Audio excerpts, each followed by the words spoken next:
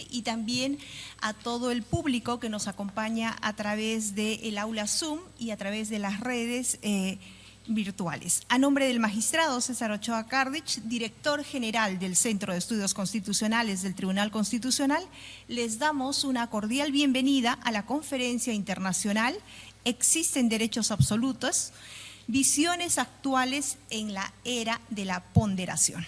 El Centro de Estudios Constitucionales, como órgano académico y de investigación del Tribunal Constitucional, tiene entre sus principales funciones la promoción del conocimiento en materia constitucional y también la difusión de la jurisprudencia de esta alta corte.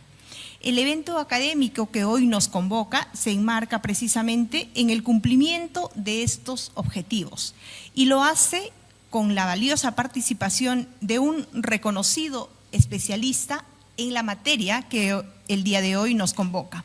Se trata de un querido amigo, el doctor Francisco Mora Cifuentes, profesor titular y coordinador de la Cátedra de Filosofía del Derecho de la Universidad de Guanajuato, México, a quien agradecemos de manera especial que haya aceptado la invitación que en su momento le cursara el magistrado César Ochoa Cardich. Agradecemos asimismo el día de hoy a los dos panelistas que nos acompañan, el doctor Roger Rodríguez Santander y el doctor Juan Manuel Sosa, ambos asesores jurisdiccionales del Tribunal Constitucional. Doctor Mora Cifuentes, le reiteramos una cordial bienvenida y antes de dejarle en el uso de la palabra, permítanos hacer una muy breve y puntual presentación de su currículum vitae. Es doctor sobresaliente cum laude en Teoría y Filosofía del Derecho por la Universidad Carlos III de Madrid. Tiene investigaciones, estancias postdoctorales en las universidades de Florencia y en la Universidad de Heidelberg, Alemania. Es profesor titular, como lo había señalado, en el Departamento de Derecho de la Universidad de Guanajuato, autor también editor de diversas obras académicas, entre las que destacan Legalismo y Constitucionalismo, publicado por Tirán el año 2021, Variaciones Hartianas el 2025 y Cuestión de Métodos en el año 2023. Doctor Mora Cifuentes, bienvenido, adelante. Sí, muy bien. Pues muy buenos días a todas y a todos. En primer lugar, decir que me siento sumamente honrado por esta invitación, por estar en el Centro de Estudios Constitucionales del Tribunal Constitucional del Perú y obviamente también decir que estoy muy complacido de compartir la mesa con tan destacados académicos, juristas, servidores públicos, especialistas también en estas cuestiones. Al doctor Roger ya tenía el gusto de conocerlos, fuimos contemporáneos, algo ahí en la Universidad Carlos III de Madrid. De hecho, él es un especialista muy, digamos, muy puntual sobre el tema de la derrotabilidad, sobre lo que versó tu tesis doctoral, si mal no recuerdo, y también con el maestro Sosa, con el doctor Juan Manuel Sosa, por todas sus atenciones. Bueno, de verdad, muchas gracias.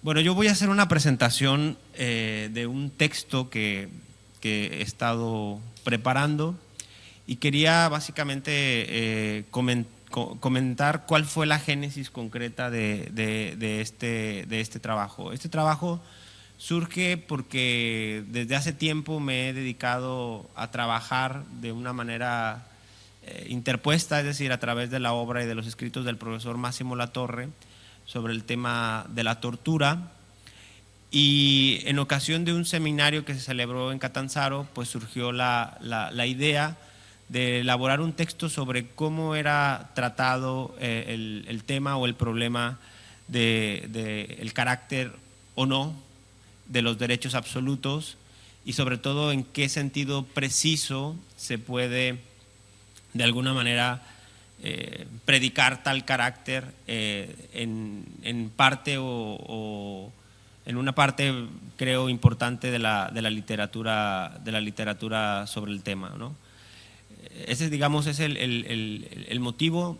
Mi exposición o mi abordaje no tiene que ver entonces con el tema de la tortura en específico, sino más bien la pregunta o la cuestión si en determinadas condiciones, circunstancias, puede entenderse legítima la restricción, por ejemplo, a la idea de la dignidad humana, ¿no? Que sería, por así decirlo, la norma, el derecho, bueno, que solemos considerar de entrada que podría tener ese carácter de absoluto. Entonces, yo no me ocupo del tema, por así decirlo, de la tortura desde ese punto de vista, mejor dicho, desde un amplio punto de vista. No lo abordo ni desde el punto de vista de la filosofía moral, no lo abordo desde el punto de vista de la historia, no lo abordo desde el punto de vista de su relación o vinculación con el derecho, y esa discusión, digamos, no es mi tema concreto de estudio. Entonces, esa sería la primera puntualización. La segunda puntualización que quiero hacer tiene que ver, obviamente, con una paradoja que se hace evidente cuando entramos al discurso o a la idea de los derechos fundamentales o de los derechos humanos, ¿no? La idea de los derechos humanos está envuelta, ¿no? Lo dice Alfonso García Figueroa, ¿no? Sobre la base de una épica, ¿no? Desde el punto de vista político. Los derechos humanos, por ejemplo, en la famosa concepción de Dworkin, son triunfos, ¿no? Son cartas de triunfo frente a la mayoría, ¿no? Los derechos humanos representan aquellas pretensiones morales o de dignidad más fuerte, y desde el punto de vista del liberalismo político entendemos que los derechos humanos tienen ese carácter absoluto, que cualquier otra consideración que no esté basada en esas pretensiones de dignidad, de autonomía individual, deben de ceder ante los mismos, ¿no? Esa es sintéticamente la idea de los derechos como cartas de triunfos, insisto, desde el punto de vista del liberalismo político. Esas mismas ideas también se trasladan, por ejemplo, en la famosa imagen, por ejemplo, de Habermas, ¿no? De la idea de los derechos como una barrera cortafuegos, la idea de Ferrajoli de un coto de una esfera de lo indecidible, perdón, o del coto vedado de Garzón Valdés, ¿no? Estas ideas, a su manera y obviamente con sus distintas digamos, particularidades, trasladan esa idea, la idea, de nuevo, de la primacía del individuo desde el punto de vista moral y desde el punto de vista político.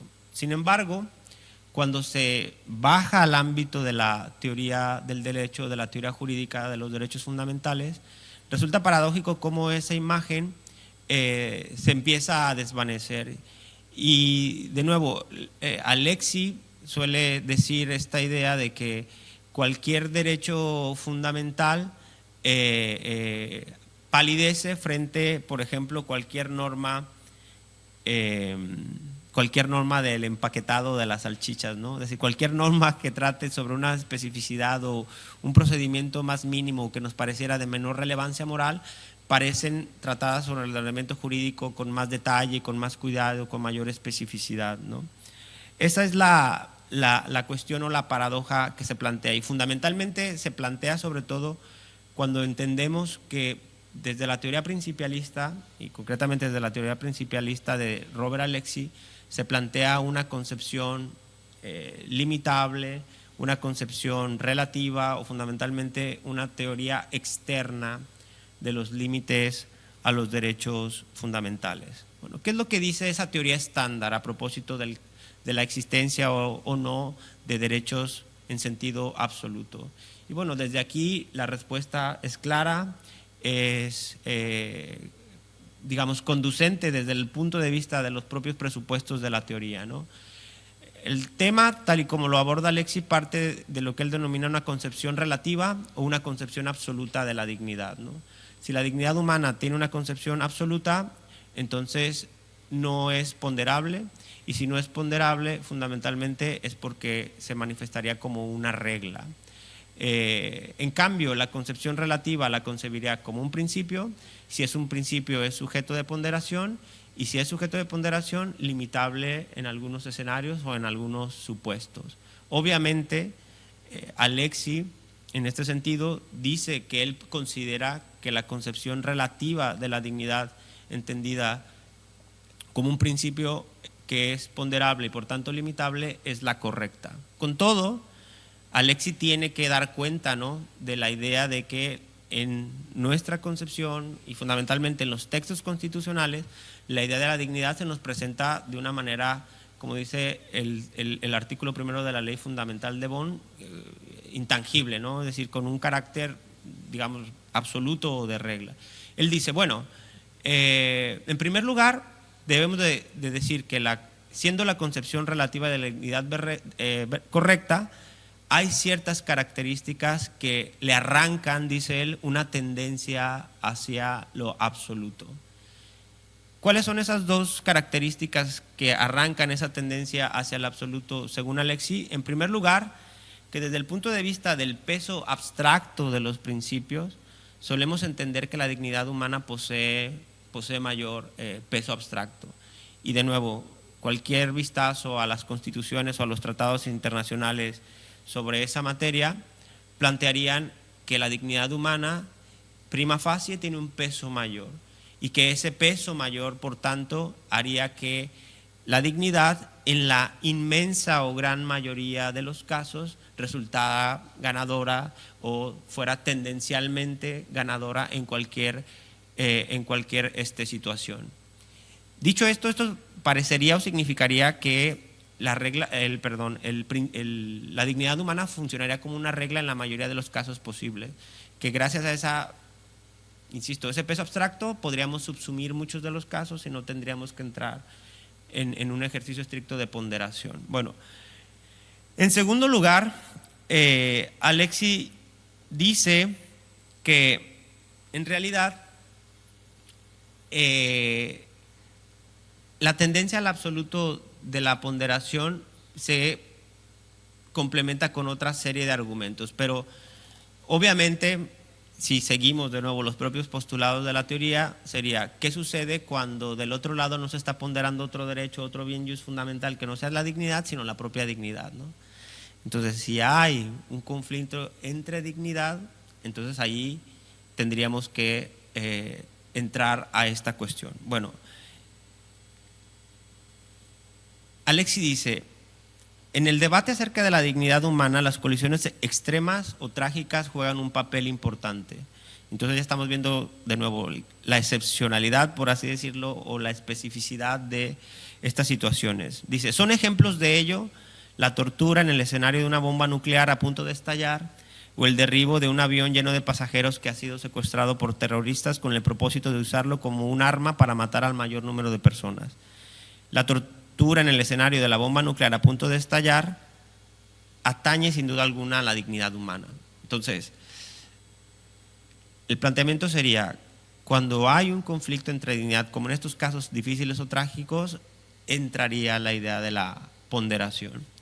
Bueno, si todos sabemos, aquí es donde se da el problema en realidad, porque parece estar abriendo la puerta a esas medidas extremas coercitivas, a ese tipo de prácticas. De todos modos, Alexis dice, ok, tengo toda mi teoría de la ponderación, bueno, que no podemos entrar a desarrollar aquí los 4 pasos, etcétera, etcétera, pero fundamentalmente tenemos que darnos cuenta de una cosa, y este sería el segundo elemento para intentar arrancar esa absolutez de la idea de la dignidad humana. Y dice, en esos casos trágicos o extremos, la segunda ley de la ponderación, que tiene que ver, además de premisas normativas, con premisas de tipo empírico, con evaluaciones de tipo empírico, juegan un papel relevante, ¿no? Entonces, la idea de Alexis es que, en última instancia, la falta de certeza en las premisas empíricas, en esos casos, como el derribo de aviones, en el caso de la práctica de la tortura, van a generar de nuevo una presunción, por así decirlo, en favor de la dignidad humana. Es decir, Alexis piensa que si tomamos en serio la certeza de las premisas empíricas, casi no habrá o no podrá existir un supuesto en el cual esté justificada una restricción de la dignidad, como lo supondría la idea de la tortura en ese caso. Pero aquí hay un problema claro, ¿no?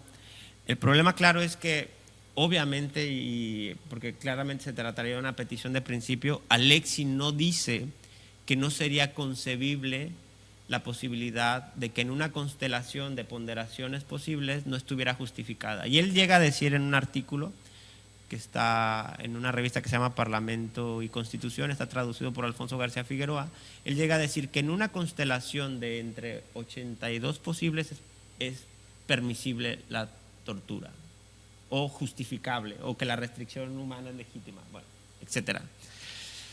Ok, hay un problema, obviamente. Bueno, esto es de una manera muy sintética el tratamiento de Alexis, lo que, insisto, se denomina, o yo denominé la visión estándar, que parte de la concepción relativa de los derechos, de la ponderación, que pretende arrancar cierto carácter absoluto a través del peso abstracto de los principios y fundamentalmente teniendo en cuenta la certeza de las premisas epistémicas en esos casos tan particulares, ¿no? Una idea que ha desarrollado mucho más, pienso, el profesor Martin Borowski, el lugar de las premisas, que la certeza de las premisas empíricas, juegan en estos casos hipotéticos. Bueno, frente a esta visión, podríamos claramente conflictivista, claramente que parte de esa concepción relativa de los derechos humanos, podríamos oponer una visión que no se asuma en este marco, es decir, en lugar de pretender una teoría de los derechos limitables o una teoría externa, plantear algo próximo a una teoría interna de los derechos, fundamentalmente concebir a los propios derechos fundamentales no como principios, sino como reglas o como normas con una fuerte pretensión, por así decirlo, de autoridad o de normatividad. Para eso habría que salirnos de este marco, de este esquema típicamente no positivista alexiano, con todo lo que ustedes seguramente conocerán, y meternos a otra discusión. Pero eso es lo que hace exactamente el profesor Juan Antonio García Amado, a quien seguramente todos ustedes conocen, y que él tiene un artículo y una manera de abordarlo que es una estrategia completamente distinta y parecida en un punto que ahora voy a mencionar. ¿Qué es lo que dice García Amado sintéticamente? La pregunta que él se hace no es si está jurídicamente permitida la tortura en algún caso, sino si puede estar moralmente permitida en algún caso. Entonces, él separa el ámbito de los juicios morales de los juicios jurídicos, ¿no? Dado su marcado positivismo jurídico y fundamentalmente su rechazo a la idea de que los derechos, al método de aplicación, es la ponderación o una teoría externa de los límites, como estaba mencionando hace un momento. Entonces, el argumento de él tiene otra estructura porque él no habla de entrada desde el punto de vista de los derechos, sino se va a la filosofía moral y después de ir a la filosofía moral, por decirlo, baja al derecho y no se refiere al ámbito de los derechos fundamentales, sino desde el punto de vista del derecho penal. Entonces, hay una diferencia clara en la estrategia y en el planteamiento, y lo que él viene a decir básicamente es, bueno, hay un problema con plantear la idea de la imposibilidad de la tortura en sede moral, y es el problema de que para plantear eso debemos de asumir una visión o una ética de tipo absolutista, ¿no? El absolutismo moral sería la única posición filosófica o en materia de filosofía moral que se plantea la imposibilidad de que en cualquier circunstancia puedan entrar razones de tipo consecuencialista. Dice, además esa ética absolutista suele asociarse a una visión o irracionalista o teológica o no permeable a razones de tipo intersubjetivo, ¿no? Él lo asocia directamente y lo cita de manera expresa a la idea de los absolutos morales en John Finnis, ¿no? Él dice, John Finnis es alguien que defiende en el plano moral la idea de los absolutos morales, aunque como me recordó ayer el profesor Latorre de manera muy vehemente, Finnis no es alguien que no considere que estuviera permitida la tortura en determinados casos. O sea que ahí el supuesto absolutismo moral del autor luego no se traslada a una prohibición absoluta. O sea que es un poco más complejo, ¿no? Bueno, él dice, el absolutista moral plantearía esta cuestión y fundamentalmente no entraría nunca, no daría entrada a consideraciones de naturaleza consecuencialista. Ok, discute las razones del absolutista y llega a plantear de nuevo el famoso caso de la bomba de relojería, ¿no? Que como ustedes saben, ¿qué haríamos en una situación donde si una bomba estuviera pronto de explotar? Tenemos conocimiento de que así va a ser, etcétera, etcétera, etcétera. Lo que hace García Amado es decir, ok, en este supuesto, en el supuesto de la bomba de relojería, y atención, porque esto es desde el punto argumentativo la cuestión más importante. Si suprimimos todas las dificultades epistémicas que se asocian a ese caso, es decir, que no haya ningún tipo de duda de que se va a obtener la información que se piensa obtener, que la acción realmente va a ser salvadora y todos los peros que ustedes saben están detrás de ese tipo de argumentación, cuando suprimimos eso o si suprimimos eso, entonces estaría moralmente, dice él, justificada la tortura en ese supuesto. De esa manera, entre comillas, derrota al absolutista, pero se enfrenta entonces al problema ahora de cómo esa discusión en filosofía moral se va a trasladar al plano del derecho. Entonces dice, ok, en el plano del derecho la prohibición jurídica, lo dice así, de la tortura debe ser categórica y absoluta. No puede en ningún caso plantearse una excepción desde el punto de vista jurídico. Esto me parece, digamos, interesante no lo entiendo muy bien. No se puede establecer ninguna excepción desde el punto de vista jurídico y debe de quedar categóricamente prohibida. Obviamente esto supone también, que es otra crítica muy famosa, que es la idea de que esas personas que suelen defender que moralmente estuviera en algún caso permitido en esos supuestos trágicos que estamos mencionando, sin embargo luego no lo trasladan al ámbito del derecho. Y aquí García Amado se apoya en un autor, creo que es americano, que se apellida McMahon. Él defiende algo más o menos similar y él dice, ok, el artículo se llama Tortura en principio y en principio y en la práctica. Y él dice algo así como, bueno, en realidad plantear el carácter absoluto de la prohibición de la tortura se plantea muy difícil en sede de teoría moral, incluso desde el punto de vista intuitivo. ¿Por qué? Dice, porque en realidad nosotros solemos pensar que en un balance o en una ponderación de bienes en juego, la vida humana, la vida misma, tendría un mayor peso, un mayor valor o una mayor, digamos, ponderación respecto a incluso la práctica de la tortura. Es decir, si nosotros pensamos, si le preguntamos a alguien si está moralmente justificado privar de la vida a alguien en cualquier circunstancia, lo normal es que nos digan que no, que moralmente está justificado privar de la vida a alguien en circunstancias de necesidad extrema, de legítima defensa, etcétera, etcétera. Dice, y entonces no se comprende bien por qué se está siempre absolutamente, tenemos absolutamente prohibido torturar o este tipo de prácticas desde el punto de vista, insisto, de la filosofía moral, cuando aceptamos que en determinadas circunstancias la vida puede ser, digamos, sujeta a que alguien se ha privado de la vida en determinadas circunstancias. Eso no se entiende muy bien. Dice, ok, esto sucede en el plano, de nuevo, de la teoría o de la filosofía moral. Sin embargo, cuando bajamos al derecho, y lo dice de manera clara, la tortura, ese tipo de prácticas debe de estar absolutamente prohibida. Pero él no pone ningún tipo de cortapisa.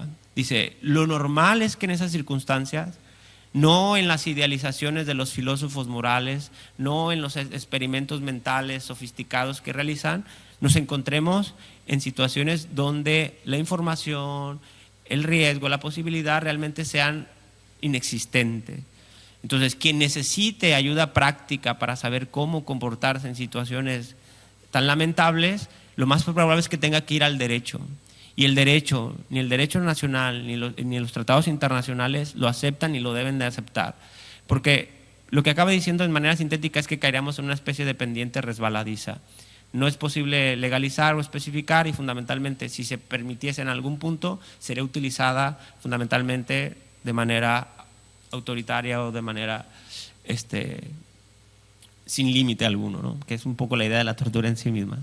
Entonces eso dice McMahon. Sin embargo, García Amado cuando hace este planteamiento después baja y sigue discutiendo las razones que estarían sobre esto y utiliza dos argumentos que en mi opinión son muy delicados. Utiliza por una parte la idea de algo próximo a lo que se denomina tortura de salvación, que tiene que ver con esos escenarios, y utiliza también el argumento de dignidad versus dignidad.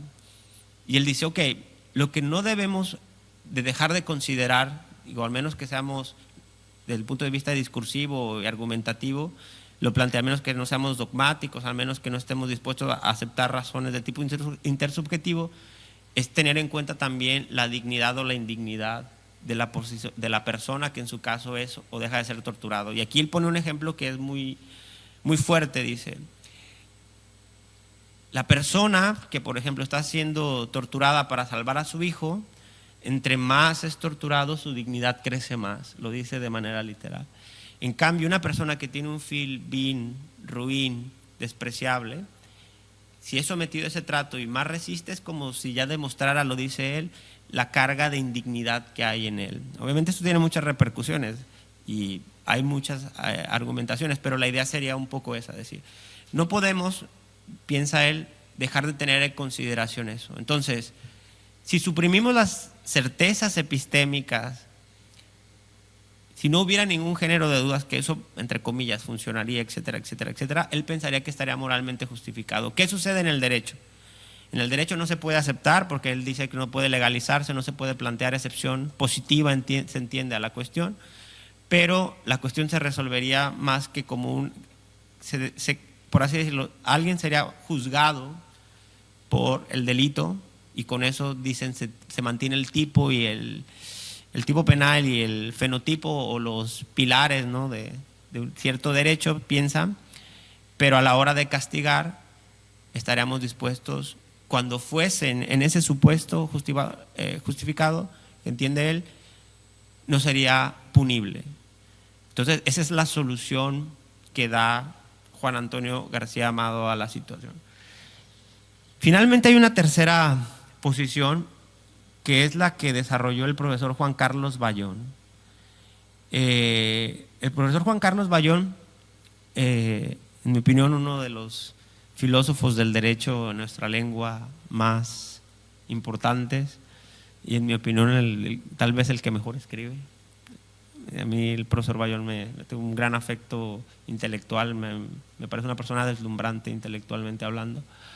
El profesor Bayón se plantea la cuestión, pero desde otro punto de vista, de nuevo también muy interesante. Él dice, ok, vamos a plantearnos de nuevo el carácter absoluto relativo de la idea de dignidad, y él toma Atienza para desarrollar su argumento. Obviamente el argumento está pensado para Atienza, pero él lo dialoga y fundamentalmente lo vincula también a la idea de la segunda escuela de Kiel, por lo que también pienso que hay cierto carácter extensivo de sus argumentos al planteamiento de la visión estándar. ¿Qué es lo que dice el profesor Juan Carlos Bayón? Bueno, en primer lugar, hay que entender que el carácter absoluto de los derechos se plantea en el plano político, lo que dije al principio, ¿no? Es decir, que desde el punto de vista del liberalismo político, los derechos fundamentales, la individualidad, la dignidad, es el punto de vista y el fundamento, por así decirlo, de nuestras instituciones sociales, políticas, etcétera, y que cualquier otra consideración de tipo bienestarista, de tipo agregativo, debería de ceder a esa pretensión en el plano político. Pero en el plano del derecho, en el plano de las instituciones políticas, donde tenemos que realmente acomodar una pluralidad de bienes, de intereses, derechos, obligaciones, etcétera, en el mundo del derecho, ahí se predica también el carácter absoluto de los derechos de la forma de una teoría interna de los derechos fundamentales. Es decir, los derechos fundamentales en realidad no colisionan, los límites a los derechos son inmanentes y fundamentalmente podemos trazar los perímetros de los derechos en el cual se llegue a un punto en el que podamos armonizarlos o hacerlos, delimitarlos, es la expresión, ¿no? Y él dice, ok, el problema que tiene esta manera de ver las cosas es que en el fondo encubre que en ocasiones, es verdad, no se necesita ponderar, pero encubre sobre todo el hecho que la aplicación de los derechos que se dice puramente subsuntiva, en el fondo está implicando una ponderación. Es decir, no hace explícito el razonamiento ponderativo que en ocasiones sí exigen la idea de los derechos. Y por esta razón, dice Bayón, yo pienso que es preferible una visión externa de los límites o una idea de los derechos limitables o ponderables, ¿va? Entonces, dice, ahora, ¿cómo se podría plantear el carácter absoluto por ejemplo, de una prohibición o de una norma en un determinado ordenamiento jurídico. Y él dice, bueno, podemos intentarlo a través de una vía evidentemente convencionalista. No está abierta la vía, si quieren, trascendente, teológica. Tal vez estaría la vía kantiana, la vía puramente deontológica, claro que está abierta, ¿no? Pero él dice, no, a través de una vía convencionalista podría ser posible. Y el argumento es muy elaborado, pero básicamente lo que viene a decir es lo siguiente, dice, podemos entender que una determinada autoridad normativa ha ponderado ya el mérito relativo de una prohibición o una permisión.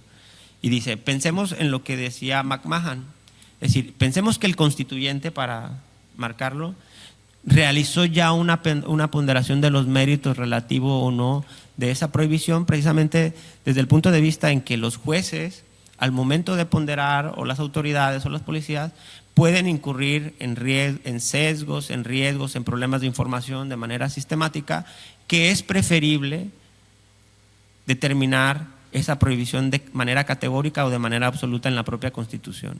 Pero eso entendido sobre una base, insisto, convencionalista. Ya fue la autoridad normativa la que ponderó. Ya no tiene por qué ponderar el juez ahora si está permitido o está prohibido. Dice, ok, ¿cómo hacemos para darle consistencia a esa prohibición? Dice, bueno, alguien podría pensar que tendríamos que acudir a razones de tipo, a una intención del legislador, a la idea de unos estados mentales de alguien, a una interpretación subjetiva, que obviamente es muy problemático, pero Bayon dice, no tiene por qué ser necesariamente así. Apelando a razones de coherencia, apelando a al propio ordenamiento jurídico, podemos determinar buenas razones para determinar ese carácter absoluto o ese carácter, digamos, no limitable en el caso de la idea de dignidad humana, a través, insisto, de una visión o desde una perspectiva puramente convencionalista, ¿no? Dice, ¿qué sucede entonces con la segunda parte? Porque él asume la ponderación, ¿no?, como método de aplicación de derechos y por tanto una teoría relativa o limitable de los mismos. Y dice, ok, aquí hay un problema. Dice, el problema es que la ponderación incorpora a la idea de dignidad humana, bueno, de hecho no lo puede hacer de otra manera, según los propios presupuestos de la teoría, sin más al juicio de proporcionalidad. Dice, incorporarla sin más al juicio de proporcionalidad significa que la ponderación se convierte efectivamente a algo que es optimizable, algo que en determinadas circunstancias puede ceder o considerarse. Esta idea en realidad no hace justicia a otra idea fundamental, que es que los derechos fundamentales pueden plantear límites deontológicos a la maximización de lo bueno. Y entonces, Bayon dice, aquí, siguiendo un argumento de Matías Kuhn, podemos entonces entender que la dignidad humana, o mejor, una de las formulaciones de la idea de la dignidad humana como el imperativo categórico de no utilizar a las personas como simples medios para fines ajenos, o la cosificación que también desarrolla Lexi, es ese preciso criterio que marca los límites deontológicos. Y aquí dice, porque además la ponderación también es ciega a relaciones medios-fines desde el punto de vista de la gente que son muy relevantes en ese tipo de circunstancias. ¿Qué es lo que va a decir Bayon? ¿Cuánto tiempo tengo, perdón? Ok, termino. ¿Qué es lo que va a decir Bayon? Va a decir Bayon, ok, tenemos que plantear la idea de restricciones deontológicas al interior del juicio de proporcionalidad, pero también tener en cuenta relaciones medios-fines. Y esto, de nuevo, también es complejo. ¿Por qué?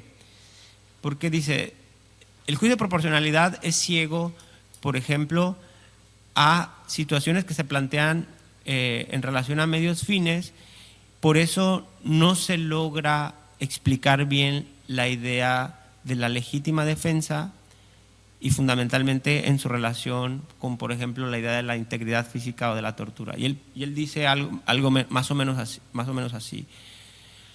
¿Por qué desde el punto de vista jurídico, por qué lo plantea desde el punto de vista jurídico, es legítimo que que alguien que me haya puesto en una situación del peligro y que me pretenda utilizar como una simple cosa para sus propios fines, tiene el deber de soportar la carga de mi acción repelente y que incluso puede cobrarse con la propia vida.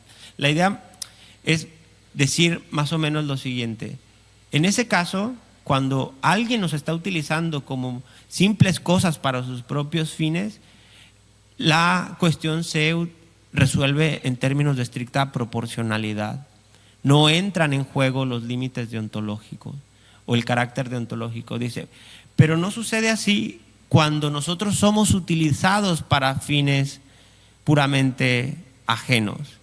Es decir, cuando vamos a ser utilizados para fines puramente ajenos en una acción salvadora, entonces allí los conflictos se resuelven en términos de la restricción deontológica. Lo primero sucedería en el caso de la legítima defensa, por así decirlo, y lo segundo ocurrirá, por ejemplo, en el caso del derribo de aviones.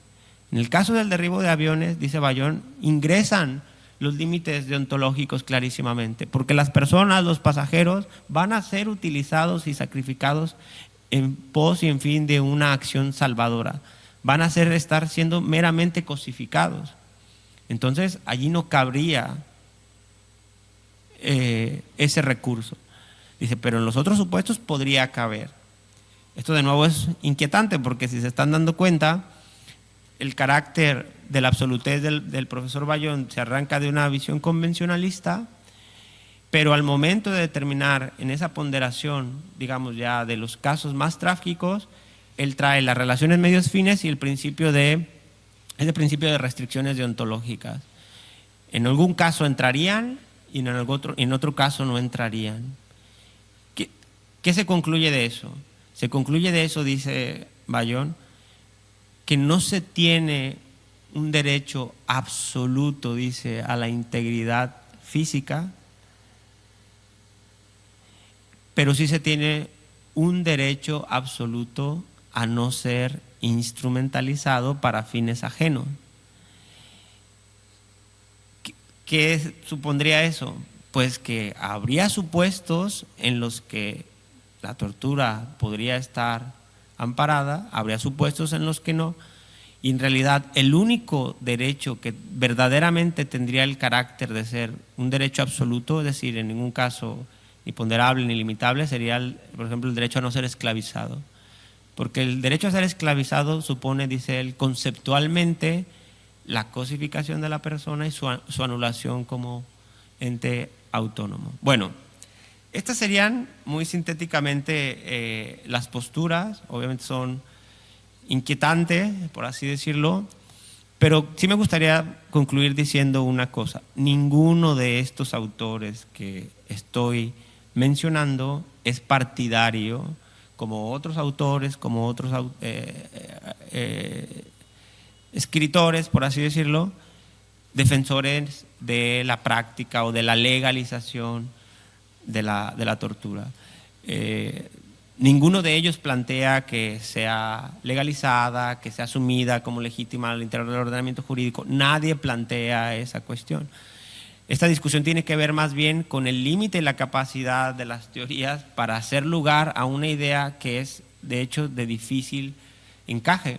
Fundamentalmente es de difícil encaje en la concepción relativa y frente a ella pues han surgido muchas críticas. Y una de las críticas o fundamentales, uno de los límites de la teoría de Alexis es cómo hacer para dar espacio a la idea de que hay determinados derechos o determinadas prohibiciones que son inderogables, que no son ponderables y en ese sentido son absolutas.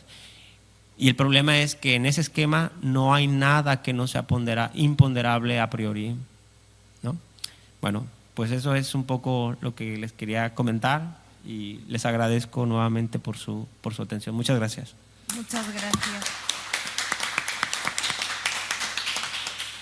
Muchísimas gracias, doctor Moras y Fuentes. Seguidamente tenemos la participación de nuestros panelistas. En primer lugar va a participar el doctor Roger Rodríguez Santander. Él es profesor de varias universidades, doctor cum laude y máster oficial en estudios avanzados en derechos humanos por la Universidad Carlos III de Madrid, docente de la Facultad de Derecho y de la Escuela de Posgrado de la Pontificia Universidad Católica del Perú.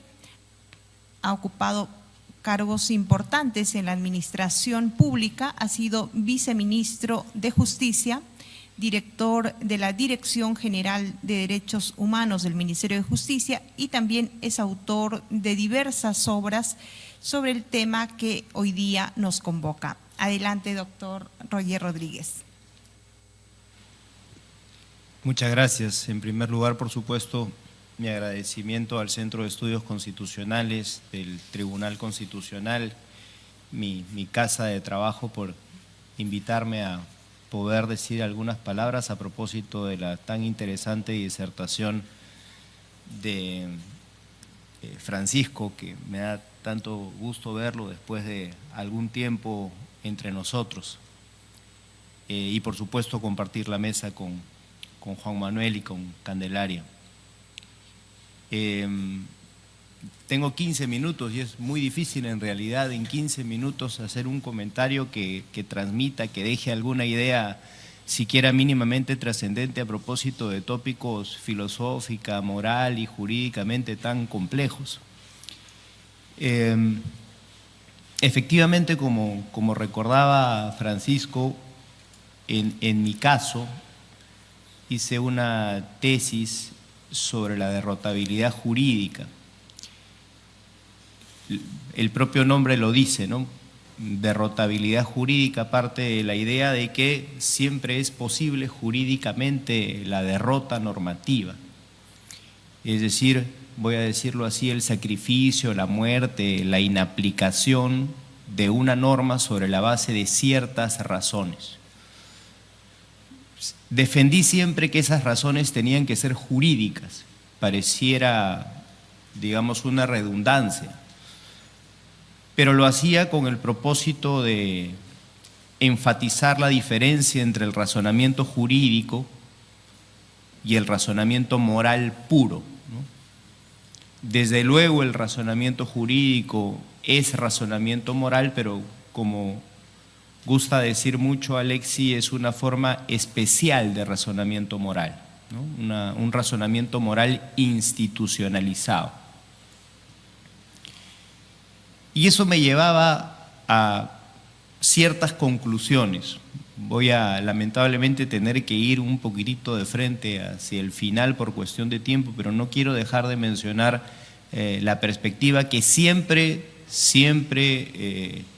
bajo reexamen tengo en principio a propósito de estos asuntos tan interesantes que ha tratado Francisco. Una, que no hay que confundir, por lo menos a mi juicio, el fundamento con sus manifestaciones. Es decir, los no absolutos, los limitables bajo una teoría externa, los consecuentemente derrotables son los derechos. Es decir, desde esta perspectiva sí creo que se puede sostener que no existen derechos fundamentales absolutos. Pero con relación a la dignidad humana, como fundamento de todos ellos, sí tendría, a mi juicio, desde una perspectiva estrictamente jurídica, que predicarse siquiera en algún nivel de ella inderrotabilidad. De lo contrario, el sistema jurídico pasaría a tener el exacto particularismo moral que tiene el razonamiento moral puro. Creo que eso lo puede defender un justnaturalista, sí. ¿Es una idea atendible eventualmente? Desde luego, para quienes compartan ese concepto de derecho. Como en lo personal no lo comparto, la dignidad humana representaría ese punto de cierre que permite afirmar que el derecho es razonamiento moral, pero no es razonamiento moral puro. Eso llevó a tener que afrontar con todo lo complejo que es, tener que afirmar y dónde estaría esa suerte de inderrotabilidad proveniente de la dignidad. E inevitablemente, por lo menos nuevamente desde mi perspectiva, eso nos lleva a Kant. O sea, hay que reconocer, a mi juicio, que hay un antes y después del planteamiento del imperativo categórico. Yo creo que no es casualidad que exista tal nivel de consenso entre la mayoría de filósofos morales, en el sentido de que es él quien, sobre la base de esa luminaria de pensamiento del siglo XVIII, mejor sistematiza sus conclusiones a través de ese imperativo y fundamentalmente a través de sus dos primeras leyes, ¿no? Que él decía que son tres leyes, que en realidad son una, en fin, pero son tres, ¿no? Que creo que se les puede llamar a una la ley de la autonomía y a la otra la ley de la dignidad propiamente dicha, pero las dos en realidad hacen al concepto de dignidad contemporáneo, es decir, para entender cuál es el punto de cierre del derecho positivo del Estado constitucional, hay que conocer al justnaturalismo que lo inspiró, que evidentemente es el justnaturalismo racionalista del siglo XVIII, y creo que en alta medida el punto cumbre de ese justnaturalismo está en ese imperativo categórico y en el pensamiento kantiano. Y eso efectivamente lleva a lo que yo he denominado, por decirlo de alguna manera, y siempre vuelvo sobre eso, y a veces me sigo convenciendo de que puede estar bien, y a veces pienso que más bien cabría sobre eso también un reexamen, ¿no? Una regla inderrotable proveniente de la autonomía y una regla inderrotable proveniente de la subjetividad humana. La regla inderrotable proveniente de la autonomía es la prohibición absoluta del perfeccionismo moral. O sea, que el Estado pueda, supuestamente por tu exclusivo propio bien, no obligarte a algo bajo una medida paternalista, sino a obligarte a algo para que le des el contenido material a tu vida, ¿no? Mañana por ley hay que creer que la Virgen María ascendió al cielo en cuerpo y alma. Perfeccionismo jurídico absolutamente prohibido. Fuera de eso, hay mucho margen para muchas manifestaciones respetuosas de la regla. En tanto todas son respetuosas de la regla, eventualmente derrotables entre sí sobre la base de una ponderación. Sobre la base de una ponderación, por mencionar la metodología paradigmática y ortodoxa que expresa el pluralismo de valores, no como la única metodología, desde luego. Y la regla inderrotable de la subjetividad humana es aquella justamente en donde se le cosifica al ser humano. Pero claro, ¿cuándo se le cosifica al ser humano? Ese énfasis lo hace Atienza, ¿no? Y él hace mucho el énfasis en eso, ¿no? La prohibición, dice él, siguiendo a Kant, no está en no poder tratar a los seres humanos como medios. Obvio, ¿no? Obvio, quien ha venido, por ejemplo, a esta conferencia en un taxi ha tratado como medio al taxista para llegar. Es contraintuitivo pensar que los seres humanos no nos tratamos como medios, pero no por eso nos cosificamos. ¿Por qué? Porque en esa acción mi propósito no está como principio y fin en tratarte como medio. Si el principio y el fin de mi propósito al tratarte como medio es tratarte como medio, entonces te estoy tratando como simple medio. Si yo electrocuto a una persona con el propósito, un electroshock para tratar de que vuelva a respirar, obviamente, seguramente si logro que despierte va a sentir mucho dolor, pero evidentemente al electrocutarla de esa manera no le estoy tratando como simple medio. Si yo electrocuto a una persona teniendo por objetivo de inicio y fin, o sea, nada ulterior, causarle sufrimiento, causarle dolor, entonces estoy negando la regla inderrotable de la subjetividad, estoy violando la regla inderrotable de la subjetividad. Si esto se puede entender así, con cargo siempre, insisto, a someterlo a debate permanentemente, entonces, claro está, en el plano por lo menos teórico, abstracto, uno podría decir, bueno, entonces hay ciertas circunstancias trágicas, extremas, susceptibles de ser abordadas a través del razonamiento práctico, comúnmente judicial, difícilmente expresables ex ante a través de una suerte de ponderación abstracta legislativa, en donde no habría que cerrarse, por ejemplo, al derribo del avión y no habría que cerrarse eventualmente a la tortura. ¿Por qué, sin embargo, pareciera esto afectar nuestra idea esencial, liberal, de que no hay que tratar a los seres humanos como simples medios? Porque efectivamente, por problemas de orden epistemológico, epistémicos, diría Alexis, va a ser muy difícil que en concreto se puedan cumplir todas las condiciones conocibles para poder justificarla.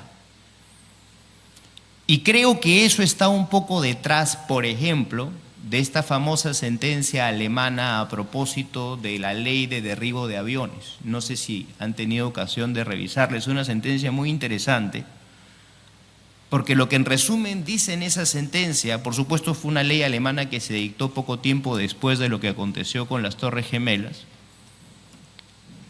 El Tribunal Constitucional Federal alemán declaró la inconstitucionalidad de una ley que protocolizaba la posibilidad de un derribo de avión en las circunstancias más o menos equiparables a lo que aconteció el 11S.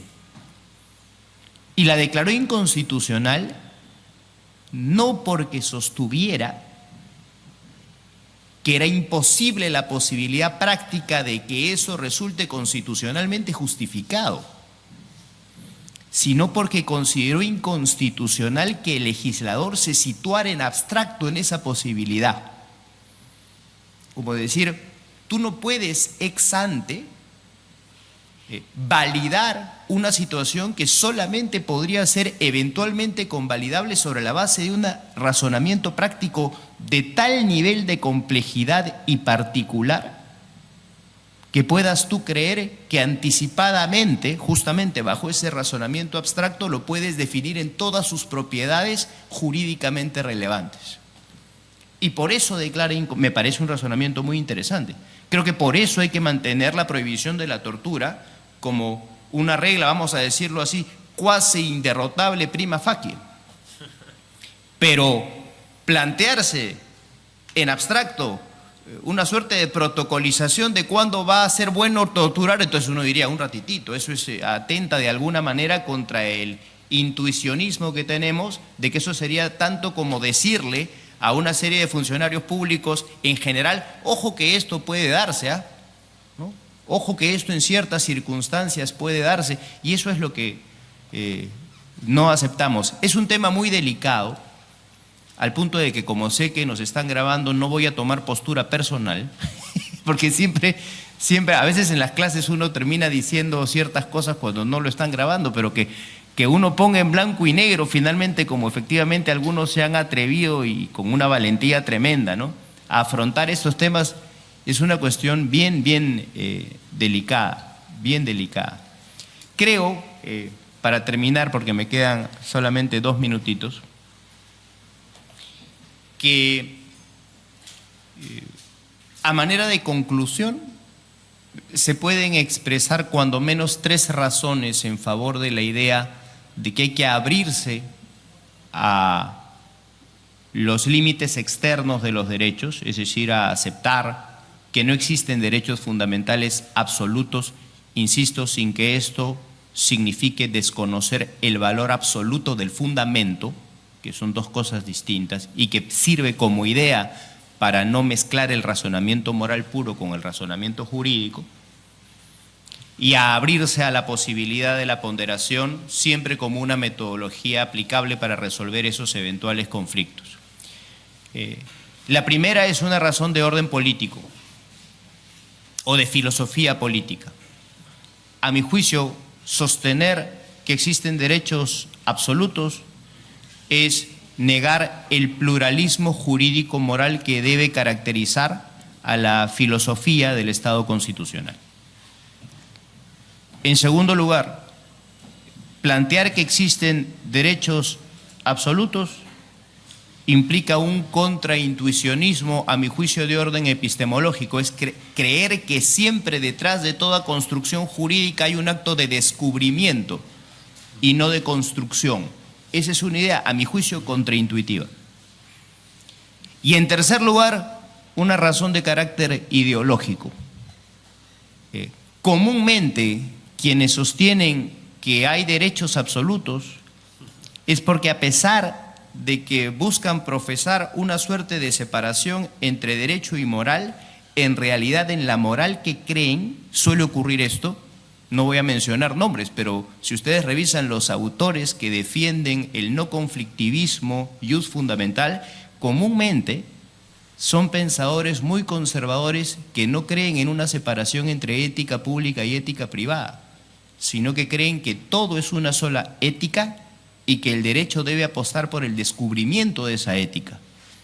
A mi juicio, ideológicamente, ese es un pensamiento peligroso para la libertad. Entonces, por estas razones, finalmente de orden político, epistemológico e ideológico, creo que es mejor asumir el conflicto entre derechos, entendiendo que no es la defensa del conflicto por el conflicto, ¿no? El conflicto existe, pero la búsqueda justamente es, a través de su tratamiento, llegar al consenso, es decir, pacificar. Me vienen a la mente, para terminar, estas palabras interesantes de Alfonso García Figueroa cuando decía: la subsunción es el ideal de la ponderación y la ponderación la realidad de la subsunción, ¿no? Me parece una idea bien inteligente, ¿no? Porque claro, ¿para qué ponderas? Para llegar a una regla acabada en la que puedas subsumir y entonces pacificar a través de una decisión que heterocompone. Pero ¿cuál es la realidad de aquellos que en realidad creen hacer del derecho mera subsunción? Que siempre te vas a topar con la ponderación, porque vivimos justamente en un mundo plural, ¿no? En una axiología pluralista que evidentemente no es solamente, o no debe ser solamente, de carácter sociológico, sino que también tiene que tener una traducción normativa. Yo termino simplemente felicitando a Francisco por su interesante, muy interesante disertación, y agradeciéndoles a ustedes por su atención. Muchas gracias.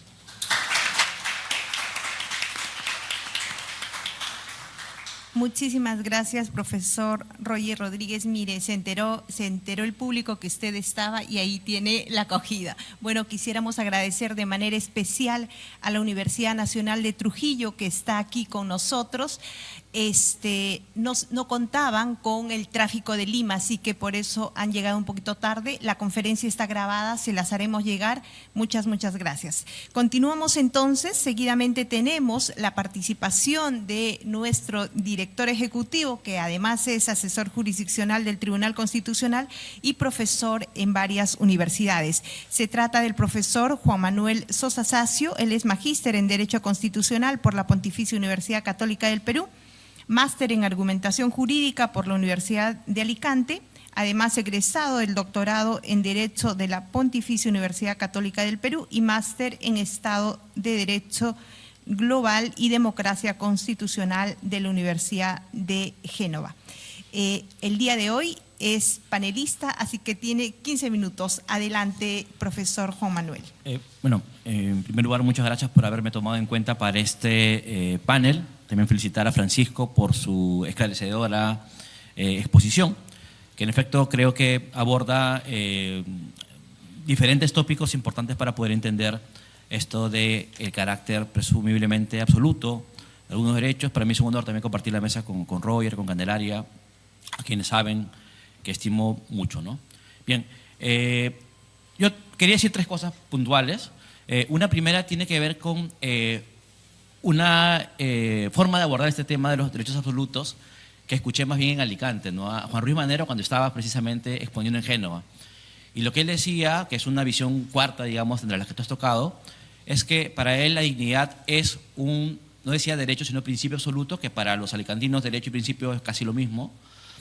Todos los derechos son entendidos como principios finalmente, porque se encuentra en un diferente plano del razonamiento o la argumentación, ¿no? La dignidad en cuanto a principio fundamentador no es un principio como los derechos que pueden ser objetos de ponderación y por tanto de derrotabilidad, si no se encuentra en un plano justificativo y por tanto en el que no cabe la posibilidad de entrar en el cubileteo, digamos, del sopesamiento entre principios, ¿no? Lo que yo le preguntaba, y también te lo planteo a ti, Francisco, es si es que esto no genera una confusión entre lo que para el Kant es un principio, ¿no? Porque si un principio alude, a diferencia de las reglas, a un tipo de estructura normativa, entonces la fundamentación no es un principio. La fundamentación es algo diferente, se mueve en un plano distinto, en efecto, y por tanto nadie dice que las fundamentaciones son derrotables como son los principios, ¿no? En efecto, en el ámbito de la justificación uno puede discutir si algo es más o menos correcto, si es algo más o menos consistente, pero lo que uno no hace es pensar en los principios fundamentadores como si piensa en los principios en cuanto a estructuras normativas, por ejemplo, como métodos de optimización, ¿no? Un principio entendido como método de optimización claramente puede ser derrotado, un principio entendido como fundamentación no tiene ese tipo de características que permiten, y hay una trampa ahí, ¿no? Hablar de la dignidad como principio inderrotable es usar principio en 2 sentidos. En un sentido de estructura normativa y en un sentido de justificación en el que no se ingresa en esa misma discusión, ¿no? Lo segundo es que yo he ido con el tiempo asumiendo, como también te lo he comentado un poco, una perspectiva un poco más de realismo genovés, ¿no? Y incluso en algún texto de García Amado, él, cuando habla de derechos fundamentales, parte de esta clasificación que yo he encontrado mejor desarrollada también en Bruno Celano, en Barberis, en Giorgio Pino, que tiene que ver con la distinción entre derechos como razones y derechos como estructuras, derechos como posiciones jurídicas, ¿no? En efecto, cuando en el ámbito del derecho hablamos de derechos subjetivos, hablamos de una posición jurídica que tiene un titular, un obligado, una obligación, ¿no? Esa es la posición jurídica que es el derecho subjetivo. Y al mismo tiempo, por ejemplo, Alexi o por ejemplo Atienza, y esto se remonta en general a la idea de la teoría del interés, ¿no?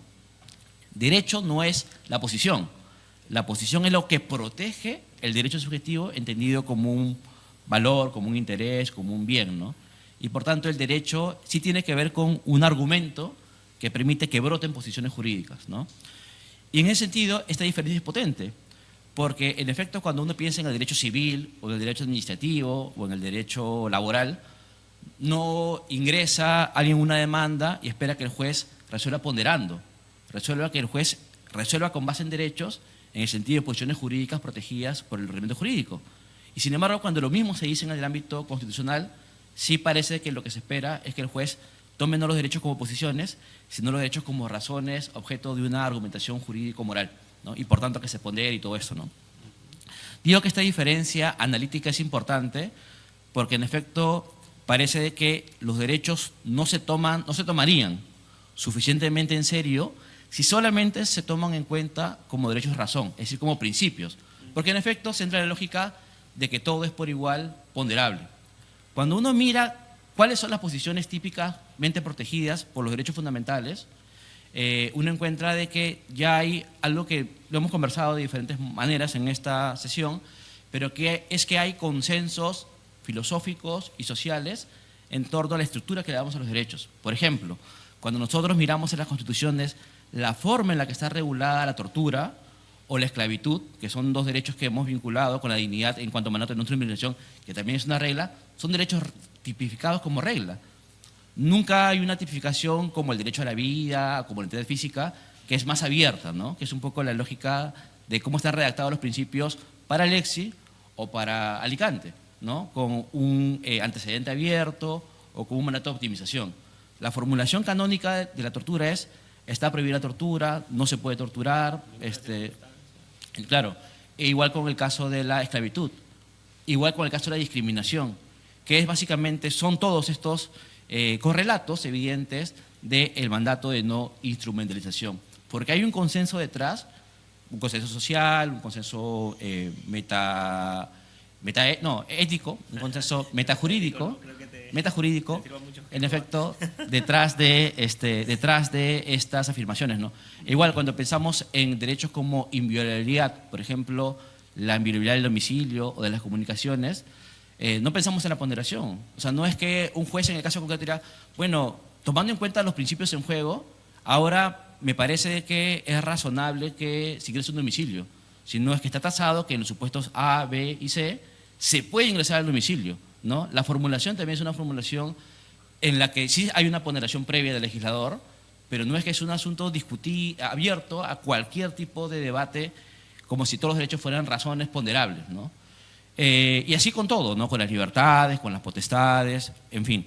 Lo que quería decir es que detrás de esta forma de expresar los derechos como posiciones, hay también derechos que son absolutos y que parte de consensos más o menos sólidos, que los consensos, como también decía en su momento Roger, siempre se pueden ir revisando, ¿no? O sea, no es que haya una especie de imposición que lo que sea por cuestiones morales o sea por cuestiones socioculturales, está plasmado hoy día, queda así para siempre. De hecho, que esto puede ser objeto de revisión, y lo que hoy día no se ha permitido, como la tortura, en un contexto de quién sabe más adelante, ojalá que no, pero de repente hay una habilitación en un contexto muy liberal donde es posible la tortura, o es posible la esclavitud, o es posible quién sabe qué cosa, ¿no? Lamentablemente eso puede ocurrir, ¿no?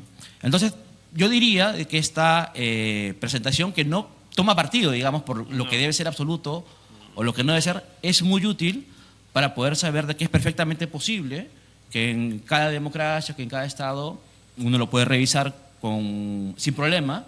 Hay derechos que están tipificados como absolutos, y por tanto lo que permite la discusión moral en torno a lo que debe ser o no es una discusión sobre las justificaciones. Solamente, que es lo que ha dicho Bayón, o también lo que ha dicho un poco Roger, ¿no? Tenemos razones poderosas para justificar que hayan cosas que seguramente en el ámbito moral sean inderrotables, sean intocables, sean absolutas, pero claro, eso no siempre se traduce en el plano de lo real, de lo jurídico, mejor dicho, ¿no? Y lo último, porque sí estamos un poco contra el tiempo, es que entre lo que escuchaba a ambos, hay un principio que lo usan como principio de interpretación de derechos fundamentales los naturalistas, que es el principio de doble efecto, que es bien interesante, ¿no? Que tiene que ver con esto que en un momento también comentaste tú, de que, dice Bayón, ¿no? Cabe la posibilidad de la legítima defensa y no cabe la posibilidad de derribar el avión, porque son supuestos diferentes, en los que en efecto hay el sacrificio de un derecho fundamental, pero con la finalidad de obtener un bien ulterior. Entonces, cuando se quiere obtener un bien ulterior y hay un sacrificio en un derecho, es una forma de limitar moralmente válida, moralmente aceptable, ¿no? Y cuando eso no hay, es decir, simplemente la no instrumentalización, sin ningún tipo de... la mera instrumentalización, ¿no? Utilizar a una persona como mero medio, hay un fin ulterior que valga la pena la discusión. En esos casos, claramente es una cosa prohibida, ¿no? Pero ya que es interesante, porque en la práctica nosotros hemos traducido lo mismo en términos ponderativos, ¿no? Más bien ahí parece que hay una lógica un poco diferente, porque el binaturalista no suele ponderar, ¿no? Pero también te lo dejo como un ingrediente adicional. Muchas gracias, Francisco.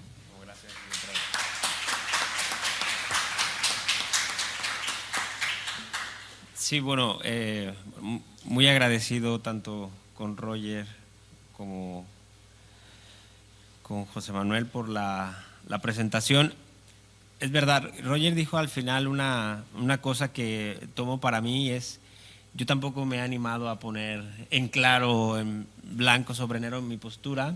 De hecho, es puramente descriptiva en el sentido de cómo se plantea la cuestión y sobre todo también en qué medida, porque es evidente que ninguno, insisto, de esos autores plantea desde el punto de vista la legitimidad, la legalización, etcétera, etcétera, sino porque a final de cuentas en el plano teórico también hay determinados presupuestos y determinadas cosas que caben o no caben según los presupuestos que se asumen.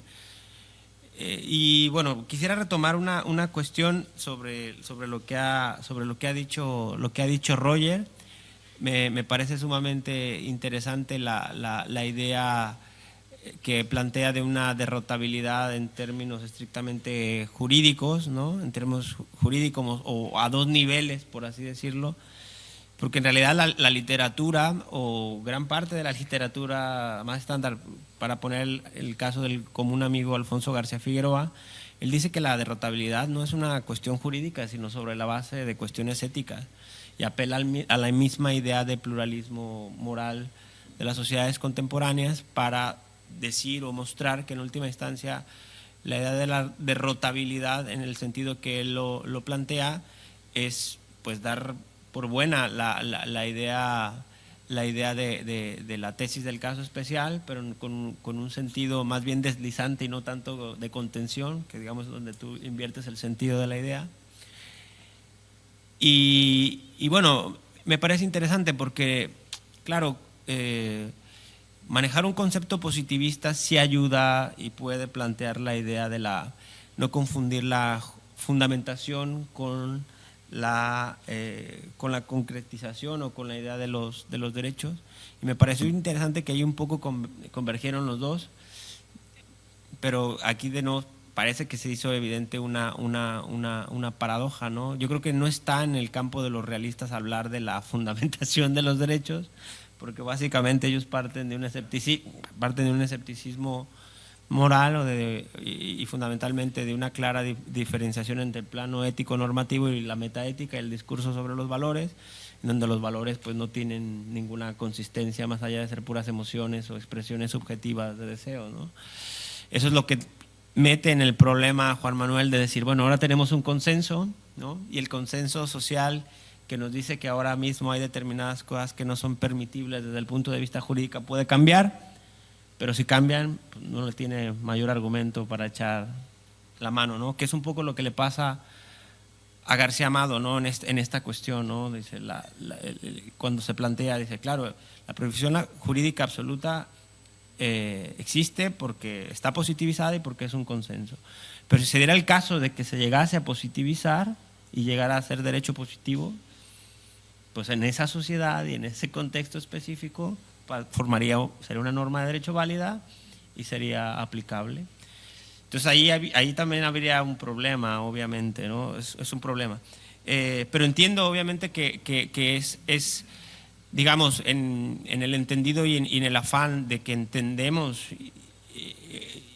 como lo es intuitivamente repugnable a nuestra propia constitución moral la idea de infligir sufrimiento deliberado a una persona con la finalidad de anular su autonomía y de convertirlo en un mero objeto, que es repugnante a nuestras intuiciones y más allá de nuestras intuiciones, que considero un fuerte principio de la moral racional o de la ética kantiana, que no apela a consideraciones de tipo religiosas, que era al final de tu intervención, ¿no? de que en última instancia, cuando se nos dice que tenemos que apelar a la idea de determinados derechos absolutos, porque si no el mundo se puede caer enfrente de nosotros, ¿no? El famoso fiat justitia et pereat mundum, es un llamado a veces encubierto a las sociedades democráticas, liberales, pluralistas, incorporar una determinada y concreta ética, una determinada visión del mundo que se nos ofrecería como única salvación. Pero bueno, en realidad pienso que es el problema de la modernidad en última instancia, ¿no? La modernidad tiene que dar cuenta del problema de la normatividad y ya no podemos apelar a razones de tipo trascendente. La cuestión es cómo desde abajo, con sus propias fuerzas, las comunidades, las sociedades políticas, en definitiva, podemos construir una normatividad que no necesariamente tiene que tener un contenido religioso, estoy completamente de acuerdo, pero es el gran problema de la modernidad, ¿no? Y uno de los temas de Habermas y de Rawls sobre todo. Estamos entrampados en esa situación y fundamentalmente decir una cosa, creo que, y sobre todo para los chicos, para los estudiantes, este ejercicio que aquí se plantea con la intención única y exclusivamente de entender una posición, es verdad que es un cierto ejercicio de riesgo, ¿no? Es un ejercicio riesgoso.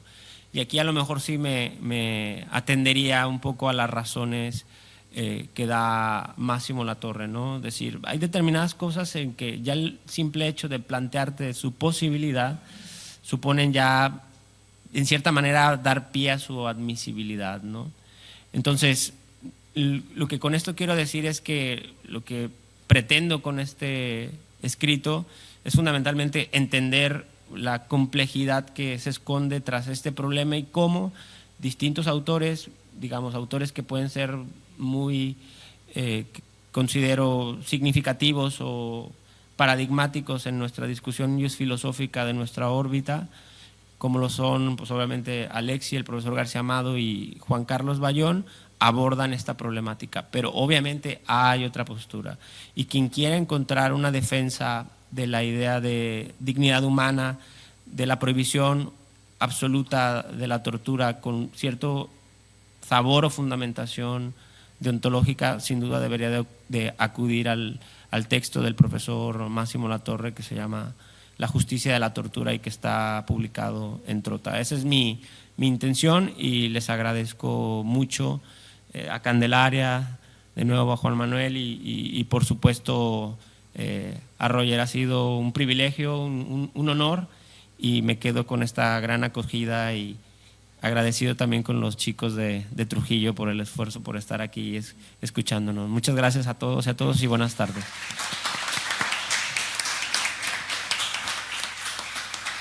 Muchísimas gracias, doctor Francisco Mora Cifuentes, por estas reflexiones. La filosofía del derecho no tiene respuestas, sino más bien preguntas en las que tenemos que ir trabajando, y eso que creo que ha quedado muy claro el día de hoy. Como habíamos señalado, una de las funciones principales del Centro de Estudios Constitucionales es fomentar el conocimiento y el debate en temas en materia constitucional.